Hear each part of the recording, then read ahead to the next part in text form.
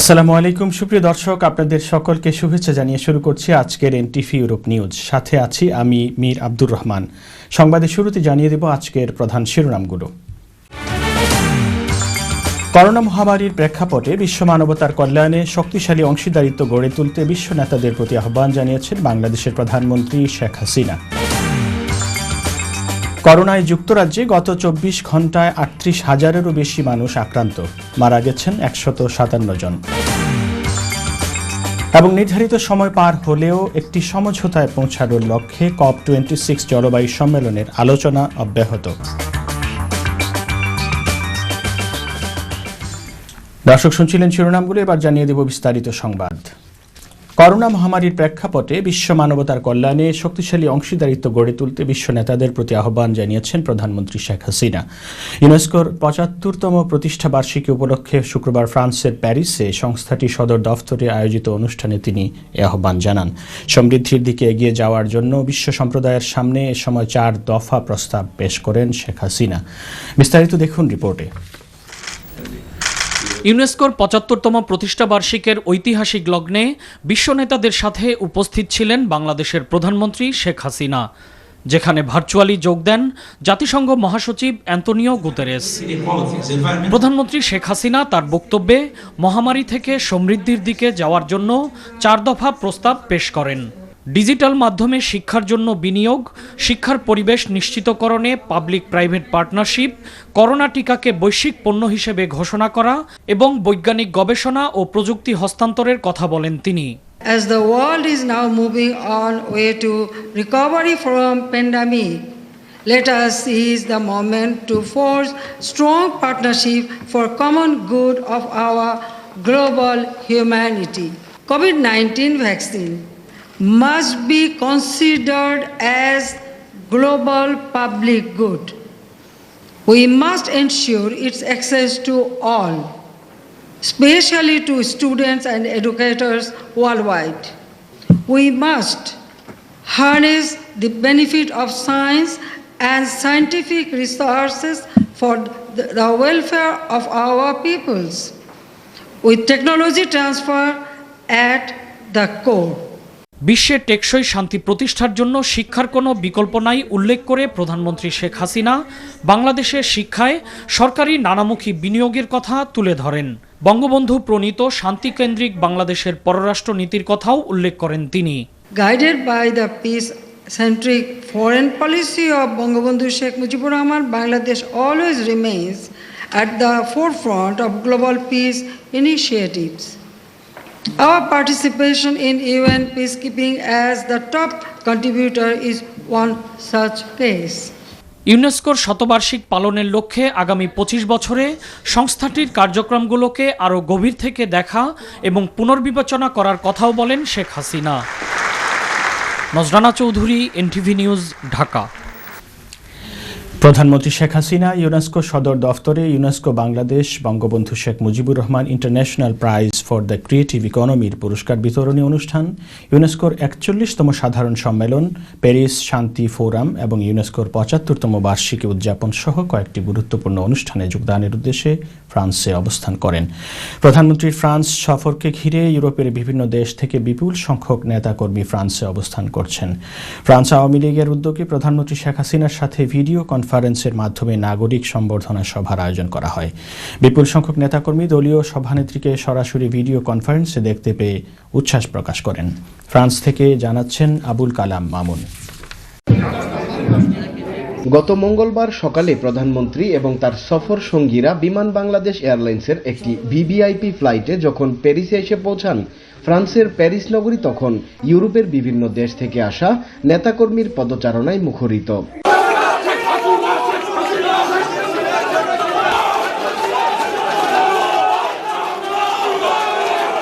Italy, Spain, Germany সহ ইউরোপের অন্যান্য দেশ থেকে বিপুল সংখ্যক নেতাকর্মী প্যারিসে হাজির হন প্রিয় নেত্রীকে এক নজর দেখার জন্য।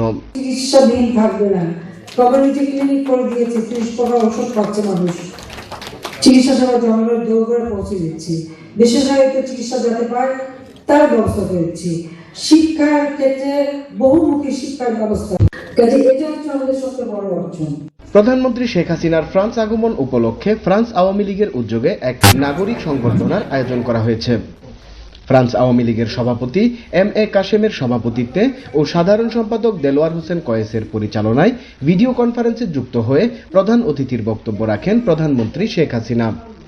শুভেচ্ছা বক্তব্য রাখেন সর্ব ইউরোপ আওয়ামী লীগের সভাপতি এম নজরুল ইসলাম, সাধারণ সম্পাদক মুজিবুর রহমান সহ আরো অনেকে। বাংলাদেশের প্রধানমন্ত্রী শেখ হাসিনা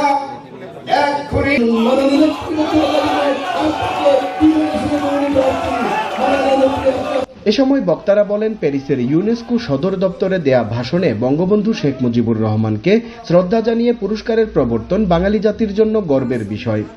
প্রধানমন্ত্রীর নেতৃত্বে বাংলাদেশ এখন সারা বিশ্বের মানুষের উন্নয়নে অবদান রাখতে চায়। এদিকে বাংলাদেশের প্রধানমন্ত্রী শেখ হাসিনাকে ফ্রান্সে নিজের প্রাসাদ এলিজিতে উষ্ণ অভ্যর্থনা জানিয়েছেন দেশটির প্রেসিডেন্ট ইমানুয়েল ম্যাক্রো। মঙ্গলবার স্থানীয় সময় দুপুরে প্যারিস সফরের প্রথম দিনেই ফ্রান্সের প্রেসিডেন্টের সরকারি বাসভবন এলিজি প্রাসাদে যান প্রধানমন্ত্রী শেখ হাসিনা। এ সময় প্রেসিডেন্সিয়াল গার্ডরা বাংলাদেশের প্রধানমন্ত্রীকে গার্ড অফ অনার প্রদান করেন। মধ্যাহ্নভোজের পর দুই নেতা দ্বিপাক্ষিক বৈঠকে মিলিত হন। আগামীকাল সকালে প্রধানমন্ত্রীর দেশে পৌঁছানোর কথা রয়েছে।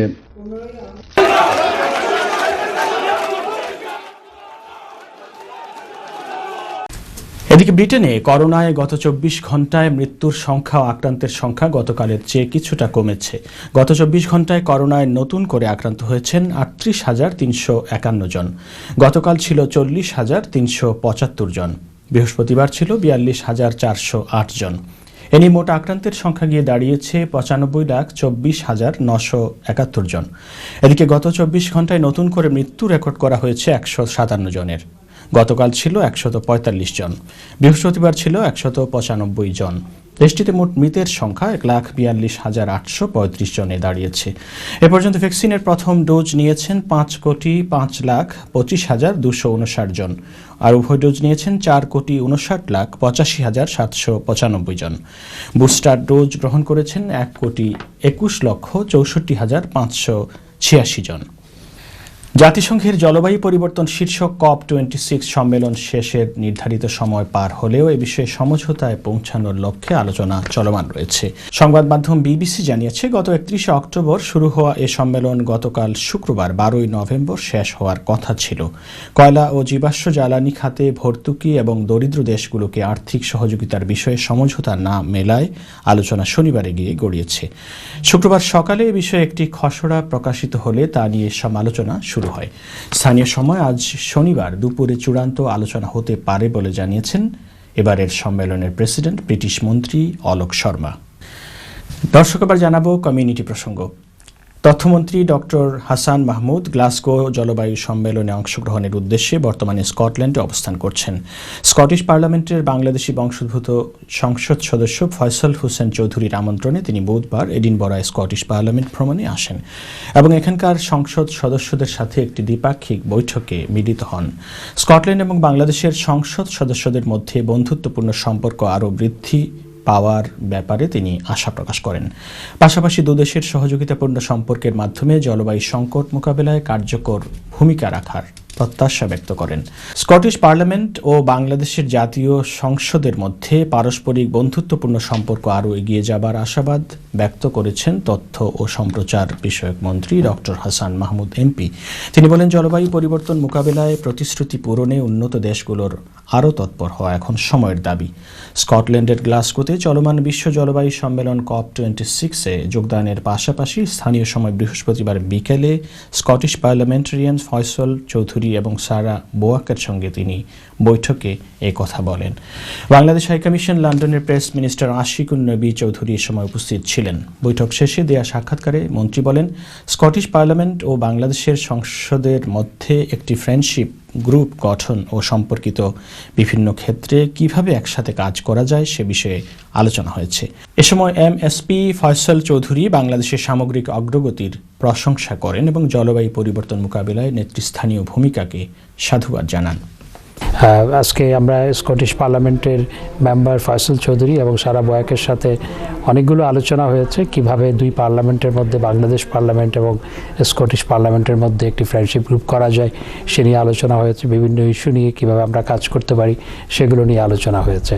To have Information Minister from Bangladesh, Dr. Hassan Mahmood, it gives me a great honor to welcome him to the Scottish Parliament. যুক্তরাজ্য থেকে প্রকাশিত জনপ্রিয় সাপ্তাহিক পত্রিকা বাংলা সংলাপের 12তম বর্ষে পদার্পণ এবং বর্ষপূর্তি উদযাপন গতকাল শুক্রবার সন্ধ্যায় পত্রিকাটির কার্যালয়ে অনুষ্ঠিত হয়। বর্ষপূর্তি উদযাপন অনুষ্ঠানে প্রধান অতিথি হিসেবে উপস্থিত ছিলেন টাওয়ার হ্যামলেটস কাউন্সিলের নির্বাহী মেয়র জন বিক্স। বিশেষ অতিথি হিসেবে উপস্থিত ছিলেন London assembly member Umesh Desai. প্রধান অতিথি মেয়র জন বিক্সকে ফুল দিয়ে স্বাগত জানান বাংলা সংলাপ পরিবারের সদস্যবৃন্দ। প্রধান অতিথি এবং বিশেষ অতিথি বাংলা সংলাপের প্রতিষ্ঠাতা এবং সম্পাদক মোহাম্মদ মোশাহিদ আলীকে ফুল দিয়ে শুভেচ্ছা জানান।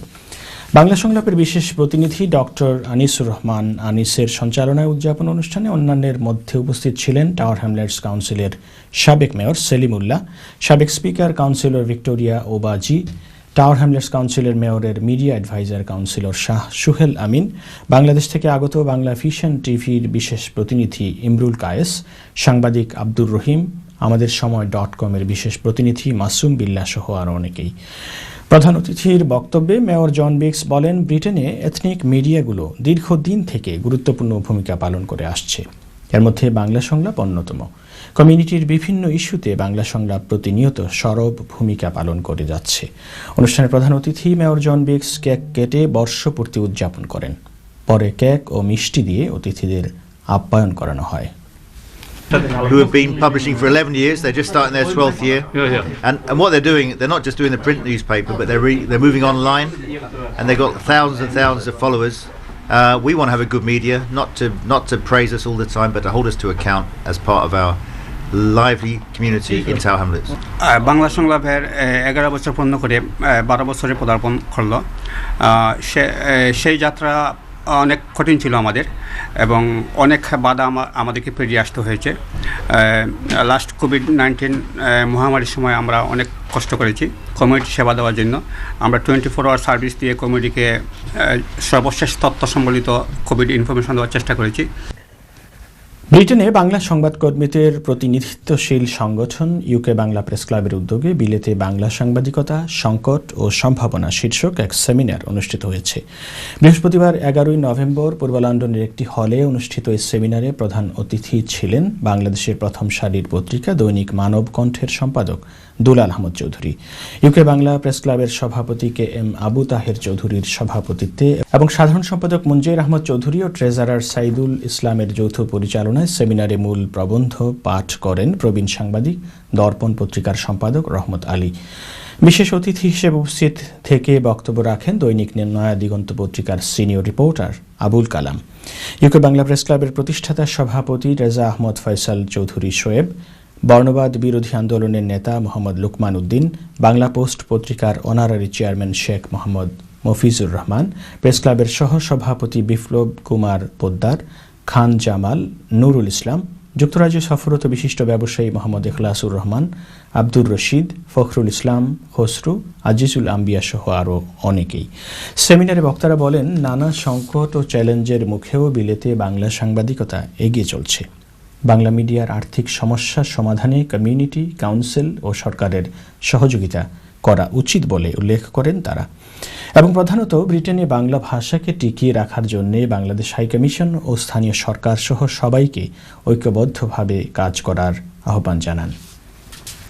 দর্শক, এবার জানাবো বাংলাদেশ প্রসঙ্গ। গত 10 নভেম্বর হোটেল সোনারগাঁওয়ে মান্নান নীলুফার মেমোরিয়াল ফাউন্ডেশনের উদ্যোগে Bengal the name is beauty গ্রন্থের মোড়ক উন্মোচন অনুষ্ঠিত হয়েছে। বিএনপির মরহুম ভাইস চেয়ারম্যান, সাবেক মন্ত্রী ও সংসদ সদস্য আব্দুল মান্নান তার জীবদ্দশায় কবি জীবনানন্দ দাশের রূপসী বাংলা কবিতার এই কাব্যগ্রন্থটির ইংরেজি অনুবাদ করেন। কাব্যগ্রন্থটির মোড়ক উন্মোচন অনুষ্ঠানে ঢাকা বিশ্ববিদ্যালয়ের সাবেক ভিসি অধ্যাপক আনোয়ারুল্লাহ চৌধুরীর সভাপতিত্বে ও সাবেক সংসদ সদস্য জহিরুদ্দিন স্বপনের পরিচালনায় আলোচনা সভায় প্রধান অতিথির বক্তব্য রাখেন বিএনপি মহাসচিব মির্জা ফখরুল ইসলাম আলমগীর। সময় তিনি মরহুম আব্দুল মান্নানকে একজন অসাধারণ ব্যক্তিত্ব হিসেবে অভিহিত করে তাঁর প্রতি শ্রদ্ধা নিবেদন করেন। এছাড়া আরও বক্তব্য রাখেন বিএনপি স্থায়ী কমিটির সদস্য ব্যারিস্টার জমির উদ্দিন সরকার, শিক্ষাবিদ অধ্যাপক আফম ইউসুফ হায়দার, বাংলা একাডেমির সাবেক মহাপরিচালক ডক্টর মাহমুদ শাহ কুরেশি, নজরুল ইনস্টিটিউটের সাবেক পরিচালক কবি আব্দুল হাই শিকদার, গবেষক মাহবুব হাসান, প্রয়াত লেখক আব্দুল মান্নানের মেয়ে ব্যারিস্টার মেহনাজ মান্নান, নর্দার্ন ইউনিভার্সিটির অধ্যাপক জসিম উদ্দিন আহমেদ, বেঙ্গল ফাউন্ডেশনের আরিফ রহমান প্রমুখ। লন্ডন থেকে ভার্চুয়ালি স্বাগত বক্তব্য রাখেন মেহনাজ মান্নানের জামাতা ব্যারিস্টার নাসির উদ্দিন আহমেদ অসীম। অনুষ্ঠানে আরও আলোচনা করেন বিএনপি স্থায়ী কমিটির সদস্য নজরুল ইসলাম খান, সেলিমা রহমান, ইকবাল হাসান মাহমুদ টুকু, vice chairman barrister Shahjahan Omar, দলের অন্যান্য নেতৃবৃন্দ। উল্লেখ্য, মরহুম আব্দুল মান্নান ঢাকা জেলার নবাবগঞ্জ উপজেলার সম্ভ্রান্ত মুসলিম পরিবারে জন্মগ্রহণ করেন 1 জানুয়ারি 1942 সালে। 1991 সালে তিনি প্রথম সংসদ সদস্য নির্বাচিত হন ঢাকা 2 নির্বাচনী আসন থেকে। কবিতা, তার কাব্য, তার অনুবাদ, মান্নান সাহেবের করা, এগুলো সম্পর্কে আলোচনা করার খুব একটা যোগ্যতা আমার আছে বলে আমি মনে করি না। আজকে আসলে বলার মতো মন মানসিকতা বা মনের অবস্থা আমার নাই, তারপরেও দুই কথা বলতে হয়। আমার বাবা সম্পর্কে না থাকার কষ্টটা, এতিম হবার কষ্টটা বোঝাতে পারি না, এক্সপ্রেস করতে পারি না, নিজেকে ব্যস্ত রাখার চেষ্টা করি কাজে। দর্শক, সময় হলো একটি বিজ্ঞাপন বিরতি নিয়ে ফিরে এসে থাকছে আমাদের সিলেট ব্যুরো অফিস থেকে পাঠানো তথ্য ছবি নিয়ে সংবাদ প্রতিদিনের সিলেট। জগন্নাথপুর উপজেলার পৌর শহরের কেশবপুরে উপমহাদেশের প্রখ্যাত মরমী সাধক কবি রাধারমণ দত্তের সমাধিস্থল এবং রাধারমণ কমপ্লেক্স ভবন এর প্রস্তাবিত ভূমি পরিদর্শন করেছেন সংস্কৃতি প্রতিমন্ত্রী KM খালিদ MP। সুনামগঞ্জের জগন্নাথপুর থেকে আমাদের সহকর্মী মোহাম্মদ আব্দুল হাই জানান, আজ শনিবার সকাল 11টায় জগন্নাথপুর উপজেলা প্রশাসন ও রাধারমণ সমাজ কল্যাণ পরিষদ আয়োজিত মতবিনিময় সভায় প্রধান অতিথির বক্তব্যে প্রতিমন্ত্রী KM খালিদ MP বলেন, শেখ হাসিনার সরকার সারা দেশে মুক্তিযুদ্ধের চেতনায় সংস্কৃতির জাগরণকে অগ্রাধিকার দিয়ে আন্তরিকভাবে কাজ করে যাচ্ছেন। প্রখ্যাত সাধক কবি রাধারমণ দত্ত দেশের লোক সংস্কৃতিকে সমৃদ্ধ করেছেন। তার স্মৃতি বিজড়িত কেশবপুরে আগামী জুন মাসের মধ্যে রাধারমণ কমপ্লেক্স নির্মাণের আশাবাদ ব্যক্ত করেন প্রতিমন্ত্রী KM খালিদ। জগন্নাথপুর উপজেলা নির্বাহী কর্মকর্তা সাজিদুল ইসলামের সভাপতিত্বে ও প্রাথমিক বিদ্যালয়ের শিক্ষক সালেহা পারভিনের পরিচালনায় বক্তব্য রাখেন উপজেলা আওয়ামী লীগ সাধারণ সম্পাদক রেজাউল করিম রিজু, ভাইস চেয়ারম্যান বিজন কুমার দেব, পৌর কাউন্সিলর শফিকুল হক শফিক, প্রাথমিক বিদ্যালয়ের শিক্ষক মোশাররফ হোসেন সহ আরও অনেকেই। পরে রাধারমণ দত্ত রচিত বাউল গান এবং ধামাইল গান পরিবেশন করেন স্থানীয় শিল্পীরা। দয়ামির ইউনিয়ন ওয়েলফেয়ার ট্রাস্ট ইউকের পক্ষ থেকে শারীরিকভাবে অসুস্থ সিরাজুল ইসলামকে আর্থিক অনুদান প্রদান অনুষ্ঠান অনুষ্ঠিত হয়েছে। আমাদের উসমানীনগর উপজেলা প্রতিনিধি মোহাম্মদ আবু হানিফা জানান, আর্ত মানবতার কল্যাণে কাজ করার লক্ষ্যে যুক্তরাজ্যে প্রতিষ্ঠিত দয়ামির ইউনিয়ন ওয়েলফেয়ার ট্রাস্ট ইউকের পক্ষ থেকে গতকাল সন্ধ্যায় উসমানীনগর উপজেলার ঐতিহ্যবাহী সামাজিক ও সাংস্কৃতিক সংগঠন কুরুয়া হেমন্তিক সাংস্কৃতিক সংগঠন কুহেসাসের কুরুয়া বাজার অস্থায়ী কার্যালয়ে উসমানীনগর উপজেলার দয়ামির ইউনিয়নের কাওয়ারাই গ্রামের শারীরিক অসুস্থ সিরাজুল ইসলামকে দয়ামির ইউনিয়ন ওয়েলফেয়ার ট্রাস্ট ইউকের পক্ষ থেকে 50,000 টাকা আর্থিক অনুদান প্রদান উপলক্ষে এক আলোচনা সভা অনুষ্ঠিত হয়। কুরুয়া বাজার বণিক কল্যাণ সমিতির অর্থ সম্পাদক তরুণ সমাজ সেবক রেজাউর রহমান খালেদের পরিচালনায় অনুষ্ঠিত সভায় সভাপতিত্ব করেন দয়ামির ইউনিয়ন পরিষদের চেয়ারম্যান STM ফখরুদ্দিন। আলোচনা সভায় প্রধান অতিথি হিসেবে উপস্থিত ছিলেন দয়ামির ইউনিয়ন ওয়েলফেয়ার ট্রাস্ট ইউকের ট্রেজারার মোহাম্মদ সেলিম মিয়া। বিশেষ অতিথি হিসেবে উপস্থিত ছিলেন দয়ামির ইউনিয়ন ওয়েলফেয়ার ট্রাস্ট ইউকের উপদেষ্টা সদস্য যুক্তরাজ্য প্রবাসী মোহাম্মদ আব্দুল রব, ট্রাস্টের উপদেষ্টা মোহাম্মদ আব্দুল নূর প্রমুখ।